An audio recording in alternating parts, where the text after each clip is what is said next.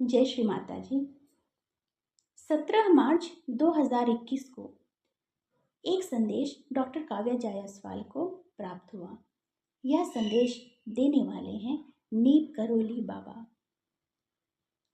इस संदेश में नीप करोली बाबा कहते हैं, मैं नीप करोली बाबा हूँ और मैं मानवता को एक दूसरे की देखभाल करने के लिए प्रेरित करना चाहता हूँ। आप में से बहुत से लोग समुदाय के विकास की देखभाल करने की आवश्यकता को समझते हैं, जबकि आप में से कुछ अभी भी एक दूसरे के ऊपर चढ़ने और खुद को शीर्ष पर देखने के लिए उनके विकास को पीछे छोड़ने में विश्वास करते हैं। आपका विकास सामूहिक रूप से देखा जाता है जहाँ हम हैं। बेशक आपके व्यक्तिगत संघर्ष आपको सही रास्ते पर रखने के लिए मायने रखते हैं, लेकिन जब आप एक दूसरे की मदद करते हैं, जो आपको आध्यात्मिक रूप से और अन्य सभी तरीकों से भी बढ़ने में मदद करता है, तो आपकी जाति वास्तव में उन्नत होती है। इससे आपको क्या फ़ायदा होगा अगर पिरामिड के नीचे खड़ी चींटी सबसे मजबूत हो? उसके ऊपर खड़े लोग टूट सकते हैं, गिर सकते हैं अगर वे जिस चींटी पर खड़े हैं वह कमज़ोर हो। ऐसे समय होंगे जब आप शक्तिशाली होंगे और फिर ऐसे भी समय होंगे जब आपको हाथ थामकर आगे बढ़ने के लिए किसी की मदद की आवश्यकता होगी। सेवा से बढ़ने के कई अवसर मिलते हैं। यदि आप सेवा करना नहीं चुनते हैं तो आप एक शक्तिशाली तरीका खो सकते हैं जिसके माध्यम से आप दूसरों की मदद कर सकते हैं और उससे भी अधिक खुद की मदद कर सकते हैं। एक क्षमता को सबसे अच्छी तरह से पहचाना और उपयोग किया जाता है जब इसे सही परीक्षा में इस्तेमाल किया जाता है। यदि परीक्षा आती है और आप पीछे हटना चुनते हैं और अपनी प्रतिभा का उपयोग करने से दूर रहना चुनते हैं, तो आप कभी नहीं जान पाएंगे कि आपने इसे कितनी अच्छी तरह विकसित किया भी है या नहीं। उदाहरण के लिए, जब लोहा गर्म होता है तभी इसे विभिन्न आकारों में ढाला जा सकता है। मानव व्यक्तित्व भी ऐसा ही है। जब यह लगभग टूटने के कगार पर होता है तो यह नरम और लचीला होता है। उस समय आप खुद से पूछ सकते हैं कि आप खुद को कैसे सुधार सकते हैं, और यदि आप जिस तरह से चल रहे थे वह काम नहीं आया तो आप अपने कर्मों और कार्यों को सुधारने के लिए क्या कर सकते हैं, ताकि आप उस आकार में आ सकें जो आपकी आत्मा के स्वास्थ्य और कल्याण के लिए सबसे उपयुक्त हो। आप जितना जानते हैं उससे कहीं ज़्यादा शक्तिशाली हो सकते हैं, लेकिन जब तक आप समय रहते प्रयास नहीं करेंगे तब तक आप यह नहीं जान पाएंगे कि आपके पास और कौन सी प्रतिभाएं हैं या आप कड़ी मेहनत करके क्या हासिल कर सकते हैं। आपके अच्छे कर्म आपको ऊपर चढ़ने में मदद करने वाली सीढ़ी की तरह काम करते हैं, जबकि हर बार जब आप लड़खड़ाते हैं तो यह आपको उसी सीढ़ी पर कुछ कदम पीछे ले जाने जैसा होता है।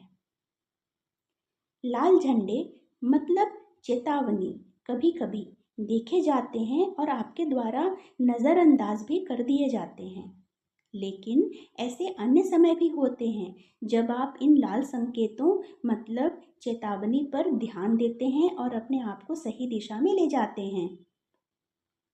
जिस शहर का आप अभी हिस्सा हैं वह आपको एक आवाज़ के रूप में दिया जा सकता है, ताकि आप अपनी योजनाओं में आगे बढ़ सकें और यहाँ जिस जीवन की योजना बनाई थी उसे जी सकें। आप में से कुछ को अपने पूरे जीवन में अलग अलग देशों में रहने की अनुमति दी जा सकती है, क्योंकि आपको विभिन्न संस्कृतियों के बीच जाने और विभिन्न जातीय लोगों के साथ रहने से सीखने की ज़रूरत है। दोनों पक्ष, पिछला आवास और नया आवास, प्रत्येक के पास मौजूद ज्ञान से लाभान्वित हो सकते हैं और इससे कई सबकों की बेहतर समझ हो सकती है। जब एक दूसरे को सही रास्ते पर चलने के लिए प्रोत्साहित करने की बात आती है तो किसी को प्रेरित करने का आपका सबसे अच्छा मौका होगा कि आप पहले खुद को किसी किसी की मदद करने की दिशा में एक कदम उठाने के लिए प्रेरित करें और फिर किसी भी तरह से उचित और नैतिक रूप से अच्छी सलाह या मदद दें। जब आप जानते हैं कि आप जो देते हैं वही आपको मिलता है, तो क्या आपको नहीं लगता कि अगर आप बेहतर करते हैं तो आपको बदले में वही मिलेगा, वह भी कई गुना ज़्यादा। रास्ते में चुनौतियाँ आ सकती हैं, लेकिन जितना अधिक आप दृढ़ रहेंगे और अपने दिल में एक उच्च उद्देश्य के साथ चलते रहेंगे, उतनी ही आपकी आध्यात्मिक यात्रा में वृद्धि की संभावनाएं बेहतर होंगी। आपके आसपास के लोग सिर्फ आपका साथ देने के लिए नहीं हैं, बल्कि वे इसलिए हैं क्योंकि दोनों पक्षों की एक दूसरे के प्रति जिम्मेदारी है। अगर सिर्फ एक पक्ष काम करे और अपना कर्तव्य निभाने की कोशिश करे तो वह कुछ हद तक सफल हो सकता है, लेकिन अगर दूसरा पक्ष पूरी तरह से पिछड़ जाए तो समूह का विकास मूल रूप से निर्धारित समय से भी पीछे रह सकता है। आप आगे बढ़ेंगे, लेकिन साथ मिलकर होने वाला विकास ही लंबे समय में मायने रखता है। आप ब्रह्मांड के किसी साधारण खेल के जरिए एक दूसरे के इर्द गिर्द अवतरित हो रहे हैं। आप ऐसा इसलिए चुन रहे हैं क्योंकि आपकी आत्मा जानती है कि उच्च स्तरों पर बढ़ने के लिए जो काम अधूरे रह गए थे, उन्हें अच्छी तरह से करने की ज़रूरत है। एक बार फिर सूरज उगेगा और अपनी लाल किरणों को चारों ओर फैलाएगा। आप उसके सुनहरे रंग में जागेंगे और दिन भर के कामों के लिए तैयार होंगे। आप हर जन्म में ऐसा करते हैं। जब जागने पर आपको पता चलता है कि जीवन के वे कौन से पहलू हैं जिन्हें उस सुबह आपके समय और ध्यान की ज़रूरत है। इस प्रकार यह करके सीखने की प्रक्रिया को जारी रखता है और पिछली बार की तुलना में इसे और भी बेहतर तरीके से करता है। आध्यात्मिक रूप से एक निश्चित स्तर पर विकास होने पर आपका आत्मिक शरीर अपने तत्वों में अधिक सूक्ष्म और उच्चतर हो जाता है। इसलिए अच्छे कर्मों के परिणाम स्वरूप जीवात्मा शरीर का परिष्कार होता है, जबकि निषिद्ध कर्म इसे भारी बनाते हैं और इसे उच्च स्तरों पर चढ़ने से रोकते हैं। आपको यह जानकर आश्चर्य होगा कि आप में से जो लोग केवल दिखावे के लिए अच्छे कर्म करते हैं या दूसरों की नज़र में अच्छे होने का दिखावा करते हैं, उन्हें आत्मिक शरीर के परिष्कार में मदद नहीं मिलती है। वे भौतिक प्राणियों को धोखा दे सकते हैं, लेकिन ब्रह्मांड अपने निर्माण में एक नश्वर प्राणी से कहीं आगे है। सीधे और अच्छे विचार आत्मा के विकास और वृद्धि में मदद करते हैं, जबकि बुरे और दर्द देने वाले विचार जीवात्मा शरीर को अपंग बनाते हैं। आपके अस्तित्व का हर इंच, चाहे वह आपके अस्तित्व के तल पर हो या किसी और जगह पर, वह बस हो रहा है क्योंकि वह बढ़ना चाहता है। विकास केवल अनुभव से होता है, न कि केवल विचारों से। इसलिए यदि अनुभव की ओर ले जाने वाले कार्य उच्चतम और आध्यात्मिक रूप से समृद्ध परिणाम के उद्देश्य से नहीं है, तो सीखना भी अच्छी गुणवत्ता का नहीं होगा। आप में से किसी एक की कमी आध्यात्मिक स्व के विकास की प्रक्रिया को दूसरे के लिए भी लंबा कर सकती है। आप में से कई लोग जो इसे पढ़ रहे हैं, वे अब योगी हैं या पिछले जन्म में योगी थे। हो सकता है कि आप आने वाले समय में भी योगी बनने की अपनी यात्रा पर हों, लेकिन आपको आत्मविकास की कठिनाई का एहसास तब होता है जब आपके आसपास के लोग आपके जैसे ही कंपन पर नहीं होते हैं।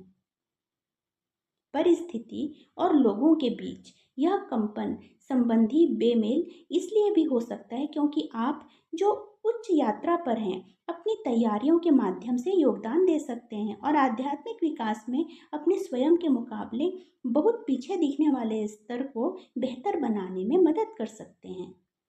कभी कभी आप ही सीखते हैं और कभी कभी आप ही सिखाते हैं। यह एक सतत प्रक्रिया है, यहाँ तक कि जब आप उस उच्च स्तर पर पहुँच जाते हैं जो पहले अप्राप्य लगता था, तो आप वहाँ पहुँचने के बाद भी संतुष्ट नहीं हो सकते हैं। लेकिन फिर भी आप अपने विकास में अगले स्तर पर आगे बढ़ने की उम्मीद कर सकते हैं। अपनी नज़र पुरस्कार पर रखें। बीच में सब कुछ एक प्रलोभन या अगले स्तर की सीढ़ी है। क्या आपने कभी सोचा है कि आप कुछ कर्म संबंधों के साथ क्यों जन्म लेते रहते हैं? या यदि आध्यात्मिक विकास एक आगे की यात्रा है, बल्कि एक ऊपर की यात्रा है, तो आप पिछले जन्मों के लोगों के साथ क्यों लौटते रहते हैं? पुराने पैटर्न और अनसुलझे कर्म आपको आगे बढ़ने नहीं देते। इसके बजाय वे आपको अतीत में बांधे रखते हैं और आगे बढ़ने से रोकते हैं। यह वही अतीत, लोग और वहाँ से मिले सबक हैं जो वर्तमान जीवन में किसी भी विकास को आने या दिखाई देने नहीं देते हैं। इसलिए न केवल आगे बढ़ने का प्रयास करें, बल्कि सीखे गए एक स्थिर सबक की नींव पर ऊपर की ओर बढ़ें। आपके लिए आत्मा के विकास के कई अवसर होंगे, लेकिन आप किसी भी स्थिति में जितना बेहतर प्रदर्शन करेंगे, वही आपके अगले पाठ का स्तर तय करेगा। केवल कड़ी मेहनत न करें, बल्कि उस अनुभव से जितना संभव हो सके उतना सीखने की दिशा में काम करें। 17 मार्च 2021। नीप करोली बाबा। थैंक यू नीप करोली बाबा। आपका बहुत बहुत धन्यवाद बाबा। जय श्री माता।